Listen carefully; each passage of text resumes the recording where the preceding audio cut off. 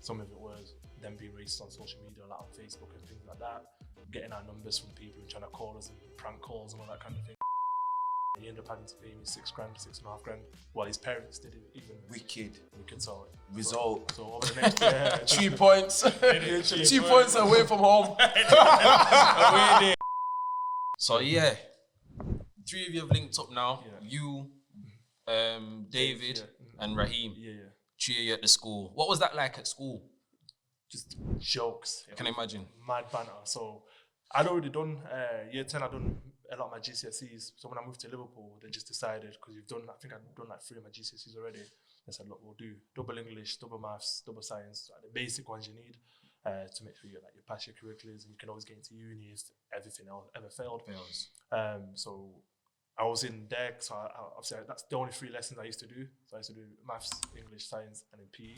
So in one of the classes after that, I got basic freedom to choose, like, I done like media, art, and stuff. But I was always in like David Raheem's class. So it was 3 in the classes, and it was just jokes, it was funny. It was just bare banter all the time. I can imagine that as well, still, Carl. Boy, I said, like, already you said there's not really no black people in the school. So there's 3 black boys. All of you kickball. It's a community, innit? You all play for Liverpool Football Club. So one of them must have been the most popular man in the school, really. By far, like it was, and there was no comparison with it as well. And then like people knew, but the thing was like, so for me, because I'm from up north, I was able to integrate myself in that culture. Yeah, quicker, true. You know what I mean? With them 2, they took a bit longer because they're from down south. One's from Luton, one's from London. So they was a bit more like a bit standoffish. Those calm with me, obviously, but with everyone else in the school. That's why some people just be like, they think they're a bit cocky, the other 2, but you're all right. Yeah. But whenever there was like school parties, and I was always like invited, but then obviously I'd always be with them 2 as well. So then they got to start to know some of the people, and they enjoyed it, and then obviously the ones at school did as well.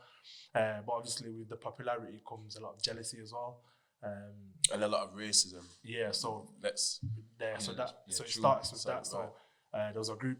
So Rain Hill itself is a pretty nice middle upper class area. I'd say there's some nice, like, some rich people that live there, and there's obviously some I'd say like one small estate on there where it's like just normal, poverty. You know what I mean? I wouldn't even say poverty, just a normal estate.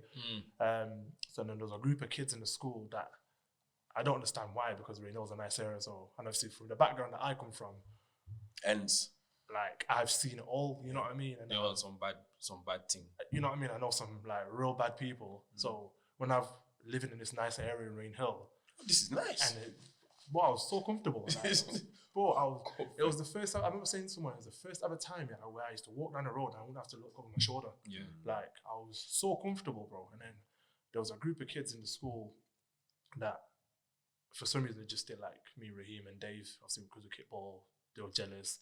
And they was trying to find different little ways to kind of like antagonize us, you know what I mean? So some of it was them being racist on social media, like on Facebook and things like that, getting our numbers from people and trying to call us and prank calls and all that kind of thing. So, but we knew we was there for football, you know what I mean? So we never really used to retaliate. But then there was one kid in particular, he just had an issue with me. For me, I'm one of them, like, I'll ignore you for so long. And then it got to a stage where he started to annoy me now. So when that happened, and I got to find out, so he basically, the whole thing of it was, I didn't even know at the time, but his girlfriend was in my class and she sat near me. Okay. And she'd always used to like try and hurting him. She have to get words. She have to get the words off. Like, brother, I'm playing for Liverpool now. So levels. It was one of them. So like at the time, you have to get words off. Like, my thing's different. The whole source was just different, bro. So yeah, like, so that came with it as well. Like when I went to the school, obviously growing up, I was in Sheffield and in Manchester. I was pretty popular. Girls used to speak to me and whatever. But when I moved to that school, it was just different.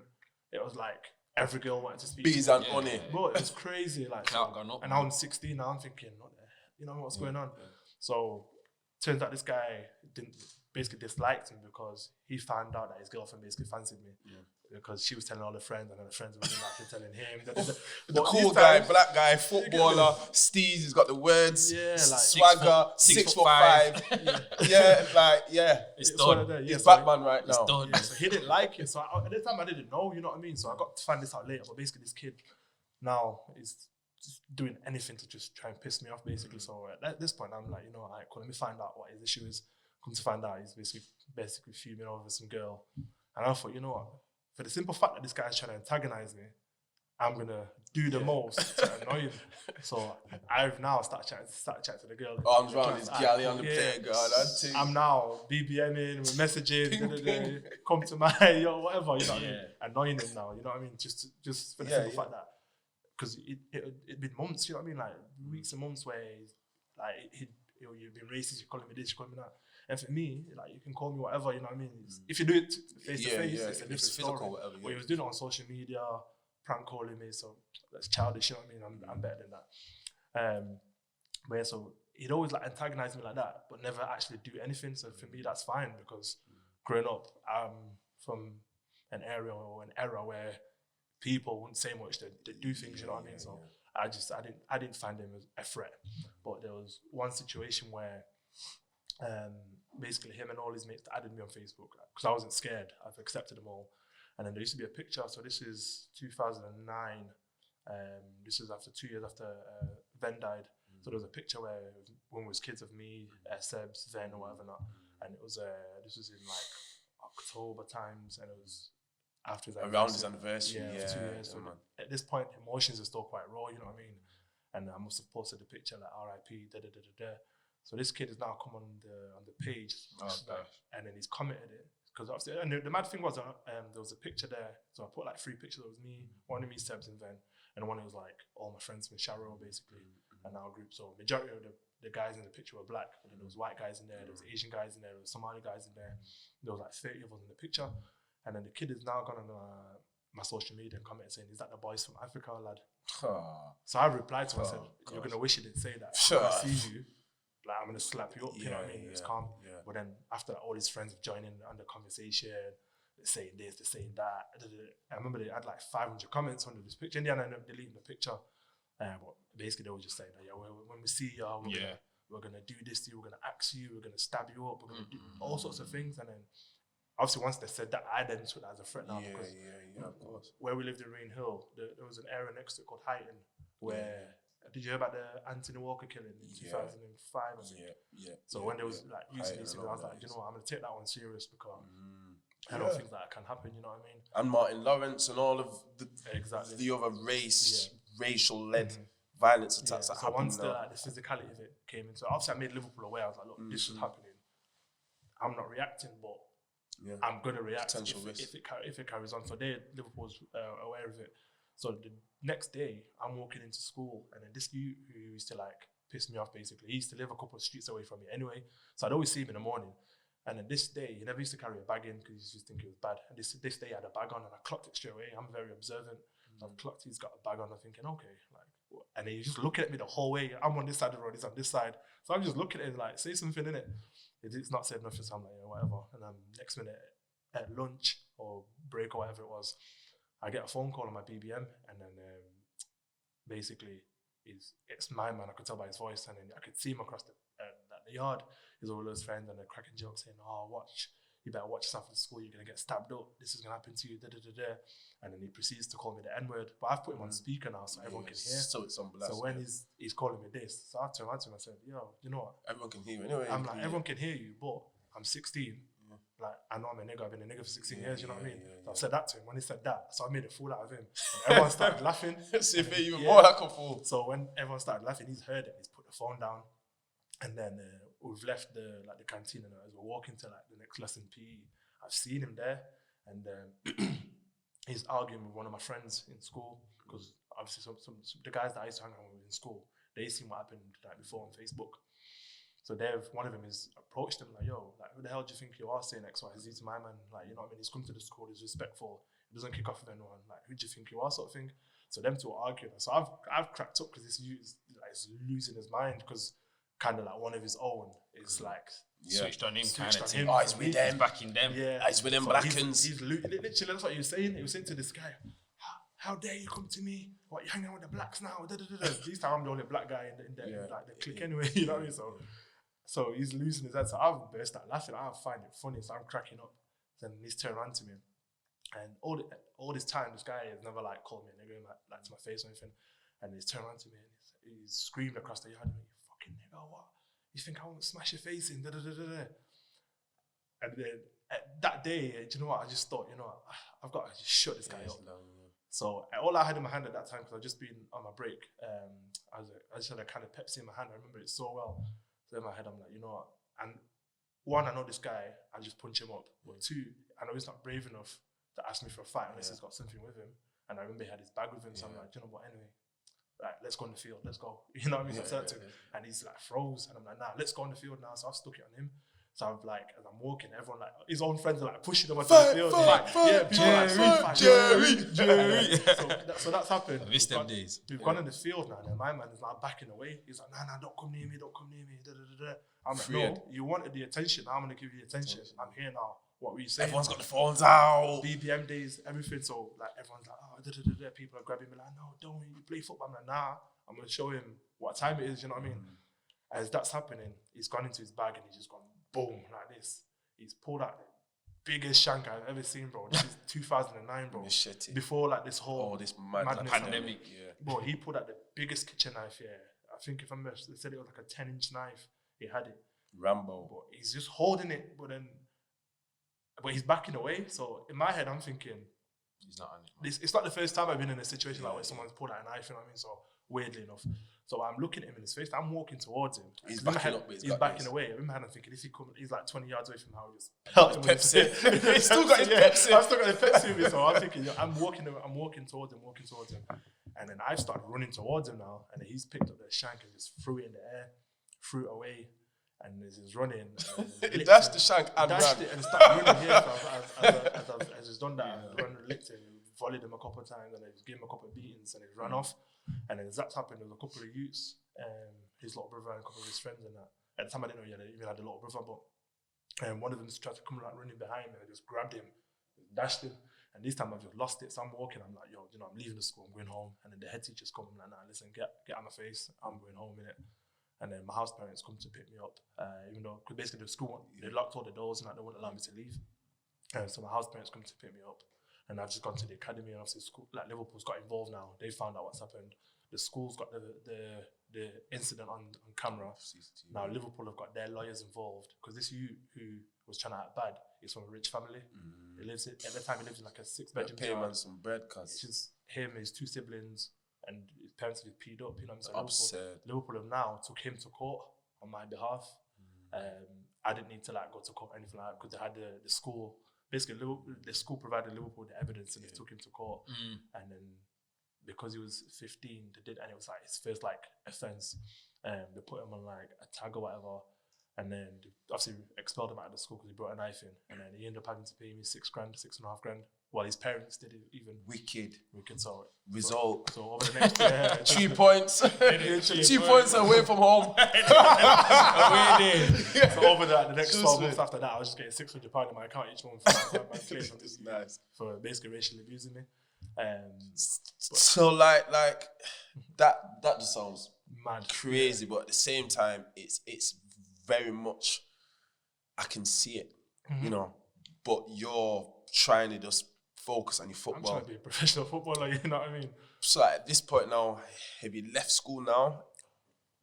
Or are you like a Y11? So I'm in year 11 at this point. 11, so at this point, there was a lot happening, which I'll touch on in a sec. So that was the situation with me. And then he's turned around to the school. Instead of him obviously saying that he's got an issue with me because of his girlfriend, he's turned around and lied to the school and said, oh, he's been bullying my little brother. I didn't even know he had a brother. Who? That's literally, I stood down here, I literally turned to the head teacher, I'm like, yo, I didn't even know he had a brother. I said, if anything, go and chat to his brother, ask his brother if I've been bullying him. The head teacher's gone and spoke to his brother. His little brother's like, what? No, nothing. Till now, me and this guy's little brother are cool. Like, till now, literally, his little brother still follows me on social media. It's just that his older brother is a weirdo. Like, you get this. Where's the older brother now, man? It's funny enough, yeah. A few months ago, I was in Rainhill. I was pushing my daughter's pram because I went to my old house parents who's their 80th. I was there just, minding my own business. And I seen the guy and he just crossed the road and ran across the road. He's still running. 50 years later, 50 years later, bro. Like, Forrest Gump. I've got a daughter now, you know what I mean? So I'm still just running. So I'm like, I was like, some people never change, man. But yeah, so that happened. And then So for me, I was like not too long after that, I was like close to finishing school anyway because I was year 11. But around that same time, it wasn't just me that was having issues. Dave was having issues as well. Raheem was having issues as well. And it's all because of the girls, basically. Because these guys, like I said, when we went to school, every girl, even if we weren't talking back, they were talking to us. You know what I mean? You one of the footballers, man. Yeah, like bro, they was in our the face. guys. You one of the guys, man. These girls G were in- Unit. these girls were in the Facebook DMs chatting to themselves. You know what I'm saying? Like these men just didn't like it. So I had my situation with that guy. A couple of days after my situation, he had a situation with someone as well. So on this day, I didn't go into school because I was training with the youth team. Yeah. So Raheem was walking home, and then Dave was away with England at the time. So Raheem was walking home on his own after school. As he's walking home, there was this kid. He'd left the year before, but his girlfriend was still like in year 11 or whatever. So anyway, this kid has approached Raheem, and then approached him and tried to like confront him or whatever. And he spat at Raheem, spat in his face. And then just cut a long story short, I seen the kid 2 days later, he had 2 black eyes. So Raheem just... Manners. Raheem Manners yourself. Yeah, Raheem just mashed him up basically. But that happened, and then there was another situation with Dave where they tried to like... There was at a party where someone tried to confront him, and I was like, nah, you know, I'm not even that. I just had a word with him. It's past that now. Yeah, so, like, it's past that stage. It's football now. Yeah, so I looked at it, the way I looked at it, I'm like... The way they were like trying to operate... I was 16, I'm like, I used to move like that when I was 11, 12, you know what I mean? And I said to him, and there was a situation where it happened where basically I got some of my friends from like my area involved. They came down from Manchester to Liverpool to kind of show these guys what time it was, you know what I mean? Good job it wasn't the chef done. Yeah, so that one would have We don't advocate violence, by the way. No violence, just but it was one of them where it was a couple like, you know what I mean? Just little things happening back and forth where I thought, you know, I got kind of like, put my foot down and let these guys, because I was trying to get like all the friends involved and things like that. And then, like I said before, I had like black friends in my team from Liverpool, so they got their like people from Talk Stiff and had to come down. And then Talkie. After that, the whole situation was just it's mad down there. Nice. So obviously, throughout all your schooling period down there, had a couple of issues, but the firm was you, Raheem, Dave, yeah. So did that like translate into like the dressing room in Liverpool? So in the youth team, like who was amongst your... I remember you saying that earlier that you would train with them. So who was in that team at the time? So what was their age? Were you 3 all the same age? No, so them 2 a year below me. Okay. But when they got bought, they started playing a year up, so they started playing with my age. You. Yeah. But then because they were both good as well, they got the opportunity to train with the youth team on a Tuesday and a Thursday. So they were training the youth team, which is 2 years up. And I was training a year up with the youth team as well. So they was given like the opportunity as well. But at that time, it was like Adam Morgan, Brad Smith, Jack Robinson, who's at Sheffield. So he was our captain at 16s. So that was like our squad.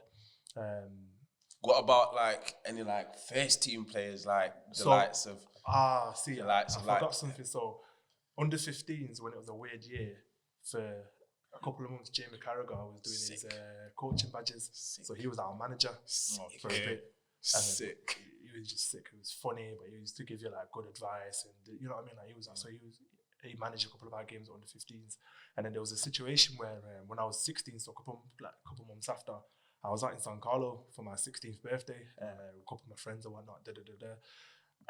So my friends that came from Manchester, and then we was there eating whatever, and one of my friends kept like looking over, and the next minute I thought someone touched me on the shoulder. I turned around and Jamie Carragher said, like, "Oh, what's happening, lad? You're right." What's going on? Like, I was like, "Oh, it's my 16th birthday. We're eating." And he's funny. And Carragher's like, "Oh, is this the boys? Yeah, is this the boys?" I'm like, "Yeah, like this is the man then." And then he turned around to me and goes, "Oh, that's good. He goes, "Oh, wait here 1 second. He's gone. Got the manager in San Carlo." He's like, "Yeah." He was pointing like, "This is one of mine." Like, obviously Liverpool Academy, look after him and his boys. So that day, even though I was 16, we used to like go out, you know? And we run up a bill in there of like £400.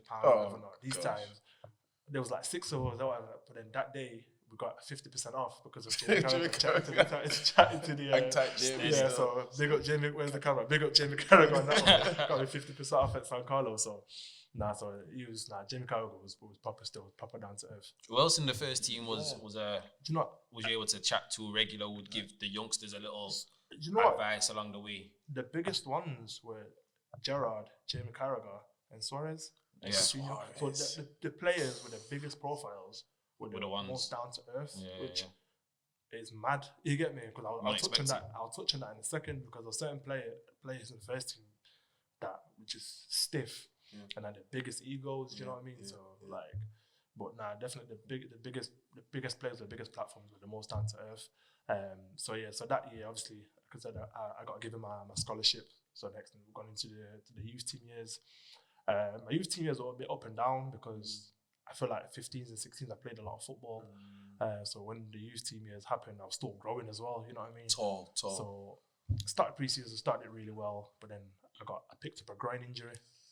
So then the groin injury was something that for the majority of the first year youth team, it kept me out. Dread. I didn't Groins come are back horrible. from injury to play because I was always in and out. So it was just I couldn't get a good run of games, and then I got fully fit towards the end of the season, the last like 6 weeks really, and I played all the games up until then. And I remember just bagged in every single game, bam. Under return. Yeah, like so on return, and then we almost won the league. We lost the league on the last day of the season to Everton. Oh, We played against Wolves at home. So we'd already beat Wolves a couple of weeks before that. We smashed them 3-0. And we played them last game of the season. We had to win. So obviously I've played left wing this game because I've scored in the last few games. I'm on fire. I'm feeling good. And 5 minutes into the game, I scored. Bam, we've gone 1-0 up. And then Dave scored. And then second half, I've just bullied some kid. I'll get the video for that actually. I bullied some kid, pushed him off the ball. The ball was stiff as on. I've hit it, and it was just like the goal is weird, isn't it? And it bounced from the keeper and it's gone in. So it's like 2-1. I'm thinking we're winning the league, and I'm thinking if we win this league, I am getting a pro contract today. You get me? Like so, and then that happened, and Dave ended up scoring like within like 2 minutes to go to equalize, which basically it's a must-win game. It's like a must-win game. So we lost the league that day to Everton by 1 point, basically. So looking back on it, that kind of killed my chances to get a pro there and then because there was talks about it. But then we've gone into but that year Rodolfo Burrell, who was Pep's assistant, he was our manager. You know what I mean? So he really liked me. He gave me like sick opportunities and stuff like that. So don't you think that's a bit unfair though? Like how I feel like it happens a lot in the academy system. How one game can affect the whole future. Because like you said, you're already building up to that. You've been scoring, you've been doing well. The team's been doing well. Clearly, you're challenging for the league. So then to go into that game against Everton, to then not win the league, and then to think, that's my pro gun.